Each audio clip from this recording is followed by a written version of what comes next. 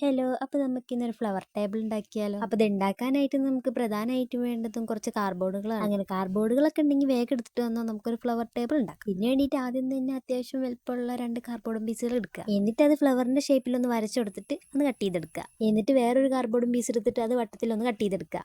എന്നിട്ട് കനം കുറഞ്ഞ ഒരു കാർഡ്ബോർഡ് എടുത്തതിന് ശേഷം അതൊന്ന് റോൾ ചെയ്ത് കൊടുക്കുക. ഇത് നമ്മളുടെ ടേബിളിൻ്റെ സ്റ്റാൻഡിന് വേണ്ടിയിട്ടാണ്. എന്നിട്ട് നമ്മൾ നേരത്തെ വട്ടത്തിൽ കട്ട് ചെയ്ത് വെച്ചിട്ടുള്ള കാർഡ്ബോർഡ് പീസില്ലേ, അതിൻ്റെ ഒരെണ്ണത്തിന് നടുവിലായിട്ട് ചെറിയൊരു ഹോൾ ഇട്ട് കൊടുക്കുക.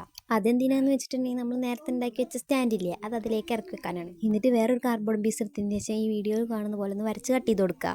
ഇതുണ്ടാക്കുന്നതിന് കുറച്ചധികം കാർഡ്ബോർഡ് പീസുകൾ വേണം. അതിപ്പോൾ നിങ്ങൾ വീട്ടിലൊക്കെ ഉണ്ടാവൂലേ. അങ്ങനെ നമ്മൾ വരച്ച് കട്ട് ചെയ്ത സാധനം ഒരു 4 എണ്ണമെങ്കിലും വേണം. എന്നിട്ട് അത് ഒന്നിൻ്റെ മുകളിൽ ഒന്നായിട്ട് ഇങ്ങനെ ഒട്ടിച്ചു കൊടുക്കുക.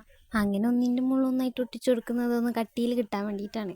അങ്ങനെ നമ്മൾ കട്ട് ചെയ്തെടുത്ത കാർഡ്ബോർഡ് പീസിന്റെ സൈഡിലൊക്കെ ഒരു പേപ്പർ വെച്ചിട്ടൊന്ന് ഒട്ടിച്ചു കൊടുക്കുക. എൻ്റെ കയ്യിൽ മാസ്കിൻ ടേപ്പ് ഇല്ലാത്തതുകൊണ്ടാണ് ഞാൻ പേപ്പർ വെച്ച് ഒട്ടിക്കുന്നത്. നിങ്ങളുടെ മാസ്കിൻ ടേപ്പ് ഉണ്ടെങ്കിൽ അത് വെച്ച് ചെയ്താൽ മതി. ഇനി നമുക്ക് നമ്മുടെ ടേബിൾ സെറ്റ് ആക്കി എടുക്കണം. അതിന് വേണ്ടിയിട്ട് ആ വട്ടത്തിൽ കട്ട് ചെയ്ത് വെച്ചിട്ടുള്ള കാർഡ്ബോർഡ് പീസിന്റെ മീതക്കോടെ നമ്മൾ റോൾ ചെയ്ത് വെച്ചിട്ടുള്ള കാർഡ്ബോർഡ് പീസ് ഒന്ന് ഒട്ടിച്ചു കൊടുക്കുക. എന്നിട്ട് നമ്മൾ ഫ്ലവറിന്റെ ഷേപ്പിൽ കട്ട് ചെയ്ത് വെച്ചിട്ടുള്ള സാധനം അതിന്റെ മണ്ടയ്ക്കായിട്ട് ഒന്ന് ഒട്ടിച്ചു കൊടുക്കുക. എന്നിട്ട് നമ്മുടെ മറ്റേ കാർഡ്ബോർഡ് പീസുകൾ ടേബിളിന്റെ സ്റ്റാൻഡുമായിട്ടൊന്ന് ഒട്ടിച്ചു കൊടുക്കണം. ഒന്ന് കുറച്ച് മുകളിലും ഒന്ന് കുറച്ച് അടിയിലായിട്ടാണ് ഒട്ടിക്കേണ്ടത്. നമുക്കിതിന് പെയിന്റ് ഒക്കെ അടിച്ചിട്ടൊന്ന് സെറ്റ് ആക്കണം. അതിന് വേണ്ടിയിട്ട് നിങ്ങൾക്ക് ഇഷ്ടമുള്ള കളർ പെയിന്റ് ഒക്കെ കൊടുക്കാം. ഞാനിവിടെ ഒരു മഞ്ഞ കളറാണ് അടിച്ചു കൊടുക്കുന്നത്. അങ്ങനെ മുകളിൽ പെയിന്റ് ഒക്കെ കൊടുത്ത് സെറ്റ് ആക്കിയതിന് ശേഷം നമുക്ക് അടിയിൽ ഫുള്ള് പച്ച കളർ പെയിന്റ് കൊടുക്കാം. അങ്ങനെ പെയിന്റ് അടിക്കലൊക്കെ കഴിഞ്ഞിട്ട് നമ്മൾ ഫ്ലവർ ടേബിൾ ഇവിടെ സെറ്റ് ആയിട്ടുണ്ട്. അപ്പോൾ അത് ഇഷ്ടപ്പെട്ട് കഴിഞ്ഞിട്ടുണ്ടെങ്കിൽ ലൈക്ക് ചെയ്ത് സബ്സ്ക്രൈബ് ചെയ്ത് സപ്പോർട്ട് ചെയ്യുക. പിന്നെ നിങ്ങളുടെ അഭിപ്രായം കമന്റ് ചെയ്യുക.